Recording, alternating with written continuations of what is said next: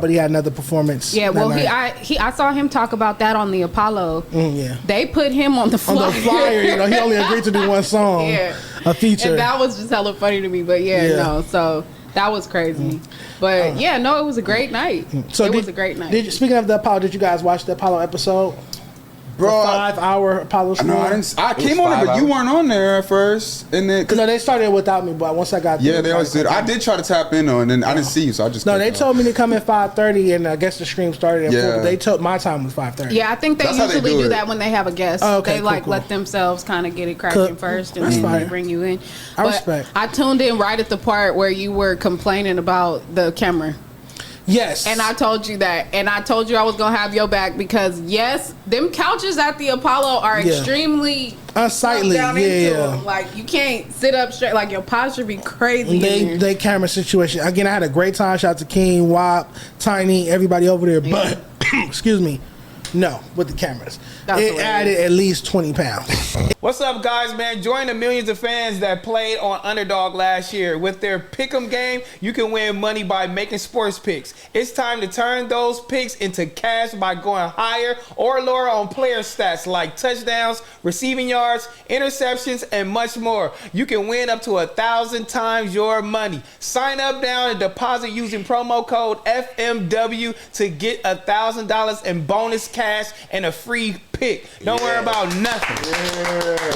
One take. Yeah, come on. At least, at bare minimum, 20 pounds. I'm much smaller than that. I'm much smaller than Tiny. So I just didn't like the way it was looking. They got to shift angles, throw some filters on there, Snapchat filters or something.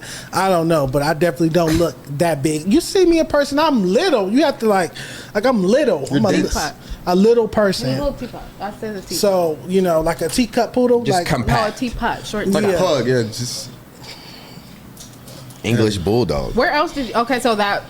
You did Apollo, Ace Boys. I did Community today. We did the freshman shoot. So I guess it was a little FMW press run again. And I did back on Fig recently. Yeah. So I did all the outlets over here. Nonetheless, on the Apollo...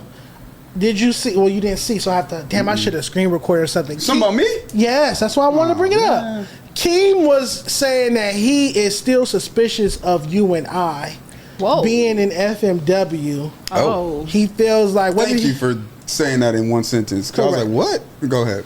Yeah, we have to get to the bottom of that one. Anywho, he was saying that he felt like you and I are over here with like secret motives. And that we were going to like just run our numbers or run our buzz up over here and then go ghost. He just didn't trust us. Obviously, with me coming from another platform, did he really and you say just all seem this? Untrustworthy. Damn. So, yeah, I swear to God, go watch the episode. Keem is crazy. Keem I think he's just trying to stir up some shit. I'm just repeating what he said.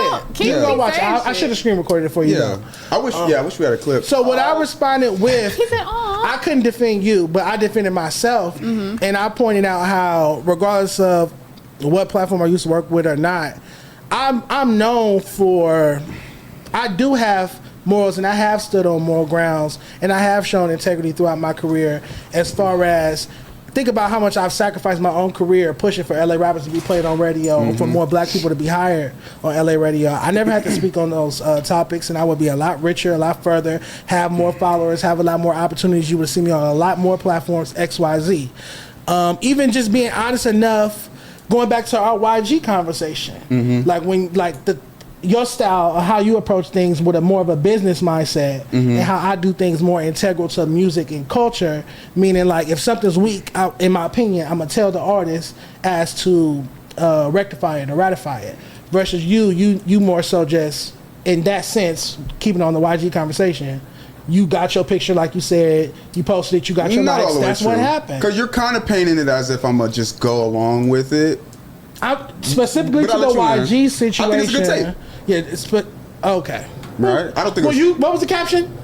He gonna save LA music. Okay, so and he would have if he would have had the support of a Dejon and the rest of us. Yes, I'm the reason Just Read Up 3 only sold 8,000 you're copies. You're the go-to on the West and LA. Absolutely. I'm the reason everybody was waking up before I ever tweeted one word about it and saying that they didn't like it. We can go to Twitter and check all the timestamps. My review for Just Read Up 3 came out before the entire timeline's negative reviews on it. But to Keem's effect. Right. And again, Dejon, and I thought about this over the weekend as well. Like, I have to respect the platform I've built, and I think you should do the same in terms of if you say something is good, you will sway a lot of people to say the same thing. But I won't lie. And if I lie, then my influence doesn't mean this magical influence. And I don't want to get too deep into it, but I feel like when you're saying you won't lie when it comes to things that are subjective, such as music and taste, there's a blurred line, right? Like, again, you don't think the tape is good, or you think it's good, you just don't like the title. No, I don't think, as a whole, I didn't think it hit its mark. I don't think it did what it needed to do to bring the West Coast back. And that's subjective. But to your point, I understand everything you're saying. And to Keem, I don't think there's any. I don't know his tone, and so I'm not gonna say like I'm not gonna go at him like that. But you know what I'm saying? Like, listen, I've created a brand I've been building since I was in high school. I have an established brand, whether I'm a part of FIGGMUNITY, which I love to be a part of, or not. Like, I don't have to be here, and I'd like to think that the relationship is mutually beneficial. To whereas I look at Keem, and I don't know what Keem has built to say like. Keem has a background in music. Sneaky. In terms of a platform, right? Like, he said himself, he doesn't even really want to be in the media, or he doesn't know. So from that standpoint, you know, what's your purpose over here is what I would ask.